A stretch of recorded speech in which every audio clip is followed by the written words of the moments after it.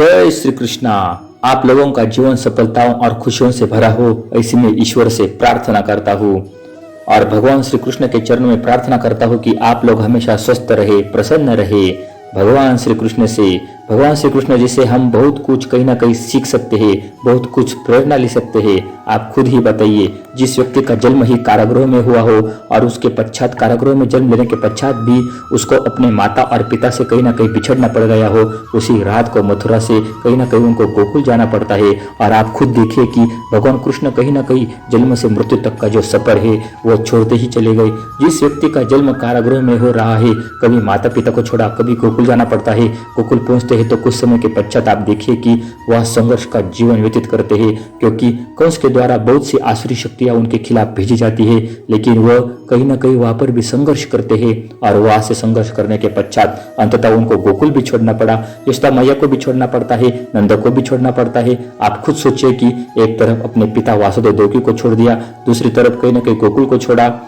गोकुल को छोड़ने के बाद यशोदा और नंद जिन्होंने पालन पोषण किया उनको छोड़ा। कुछ समय के पश्चात मथुरा में भी संघर्ष हुआ और कुछ समय के पश्चात जरासंध के आक्रमण के कारण मथुरा भी छोड़ना पड़ गया। मथुरा तो छोड़ा, कहीं ना कहीं निश्चित रूप से अपने बहुत से बंधु बांधवों को छोड़ना पड़ा, उन गोपियों को छोड़ना पड़ा, उस राधा को छोड़ना पड़ा। मैं यही तो कहना चाहता हूँ कि पूरे जन्म भर कहीं ना कहीं कृष्ण को बहुत कुछ छोड़ना ही पड़ा, सब कुछ छोड़ना ही पड़ा। नहीं छोड़ा तो केवल देवत्व को नहीं छोड़ा, कृष्ण ने अपनी मुस्कान नहीं छोड़ी, कृष्ण ने अपनी सकारात्मकता नहीं छोड़ी, कृष्ण ने अपना संघर्ष नहीं छोड़ा।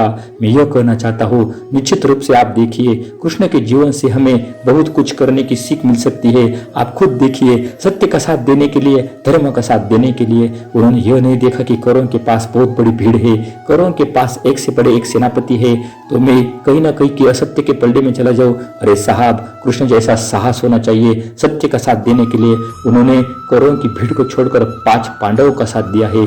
और मैं यह कहना चाहता हूँ कि उस महाभारत के युद्ध में, कुरुक्षेत्र के मैदान में किस तरह से संघर्ष किया जाता है, विषम परिस्थितियों में संघर्ष करके विजय कैसे प्राप्त की जाती है, यह अगर सीखना है तो भगवान कृष्ण से सीखिए कि विषम से विषम परिस्थितियों में कई बार कहीं ना कहीं पांडवों का मन टूट जाता था, वे निराश हो जाते थे, लेकिन कृष्ण जैसा सखा उनको मिला। और कृष्ण सकारात्मकता का प्रतीक है। कृष्ण की वजह से उस विषम परिस्थिति में भी संघर्ष करते हुए पांडवों की विजय होती है। मैं यह कहना चाहता हूँ कि अगर मित्रता का संदेश कहीं ना कहीं सीखना है तो भगवान कृष्ण से सीखने की जरूरत है। आज भी मित्रता के लिए कृष्ण और सुदामा का उदाहरण दिया जाता है।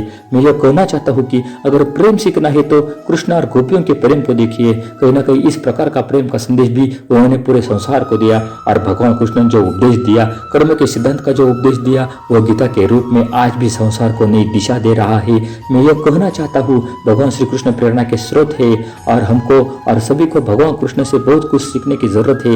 विषम परिस्थितियों में रहते हुए भी किस प्रकार से हम अपने लक्ष्य को प्राप्त कर सकते हैं, यह भगवान कृष्ण से अच्छा इस प्रकार से मार्गदर्शक कोई नहीं हो सकता। और फिर मैं भगवान श्री कृष्ण के चरणों में वंदन करते हुए उनको ये प्रार्थना करता हूँ कि पूरे संसार में शांति रहे, समृद्धि रहे और सब जगह वैभवशाली जीवन हम लोगों का हो। आप सभी लोग अपने लक्ष्य के साथ आगे बढ़े। इन्हीं शब्दों के साथ मैं लेता हूँ अब विश्राम। फिर मिलेंगे एक और नए वीडियो में। जय श्री कृष्णा, राधे राधे।